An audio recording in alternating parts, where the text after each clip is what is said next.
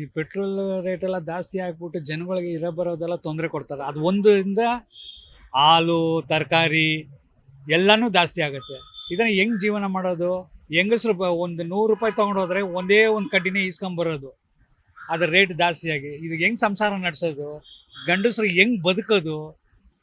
ಈ sugar patient ಇವರೆಲ್ಲ ಪಾಪ ಎಷ್ಟೋ ಜನ ದುಡಿತವ್ರೆ ಕಷ್ಟಪಟ್ಕೊಂಡು. ಈ ಪೆಟ್ರೋಲ್ ಇಲ್ದೇ ಭಾರಿ ಬೇಜಾರಾಗ್ಬಿಟ್ಟೈತೆ. ಗೌರ್ಮೆಂಟ್ ಅದಕ್ಕೆ ಏನಾರು ಒಂದು ಮಾಡಬೇಕು. ಇರೋ ಸರ್ಕಾರನೇ ಚೆನ್ನಾಗಿ ನೋಡ್ಕೊಂಡು ಮಾಡ್ಕೊಂಡು ಹೋಗಿ ಎಲ್ಲದಕ್ಕೂ ಚೆನ್ನಾಗಿರುತ್ತೆ. ಇದರಲ್ಲಿ ಬೇರೆ ಒಂದೊಂದೆಲ್ಲ ಜಾಸ್ತಿ ಆಗಿರ್ತಿರೋದು. ಒಂದು ಎಣ್ಣೆ ಇವತ್ತು ಜಾಸ್ತಿ ಆಗೈತೆ. ಗೋಲ್ಡ್ ವಿನ್ನರು ಎಷ್ಟು ಏರ್ ಐತೆ ಅಂದರೆ ಬೆಳಗ್ಗೆ ಹೋಗಿ ತೊಗೊಂಡಿದ್ದು ಬೇಜಾರಾಗ್ಬಿಟ್ಟು ಸುಮ್ಮನೆ ಬಂದಿದ್ದೀನಿ. ಇದು ಅಷ್ಟೊಂದು ಬೇಜಾರಾಗ್ಬಿಟ್ಟೈತೆ. ದಯವಿಟ್ಟು ಜನಗಳಿಗೆ ಸೇವೆ ಮಾಡೋ ಥರ ಏನಾರು ಒಂದು ರಾಜಕೀಯ ಮಾಡಿ. ಸುಮ್ಮನೆ ನಿಮ್ಮ ಹೊಟ್ಟೆ ತುಂಬಿಸ್ಕೊಳ್ಳೋಕ್ಕೋಸ್ಕರ ಮಾಡಬೇಡಿ, ಜನಗಳಿಗೋಸ್ಕರ ಮಾಡಿ. ದೇವರು ಎಲ್ಲರನ್ನೂ ಆಶೀರ್ವಾದ ಮಾಡೋ ಥರ ಈ ಹಬ್ಬದ ದಿನ ನಾನು ನಿಮ್ಗೆ ಹೇಳ್ತಾ ಇದ್ದೀನಿ. ಎಲ್ಲರೂ ಒಳ್ಳೇದಾಗೋ ಥರ ಬೆಲೆ ಕಮ್ಮಿ ಮಾಡಿ, ಪೆಟ್ರೋಲ್ ಬೆಲೆ ಮುಖ್ಯವಾಗಿ ಕಮ್ಮಿ ಮಾಡಿ. ನಮಸ್ಕಾರ ಇಲ್ಲಿರೋ ಆಡಳಿತ ಅವ್ರಿಗೆ.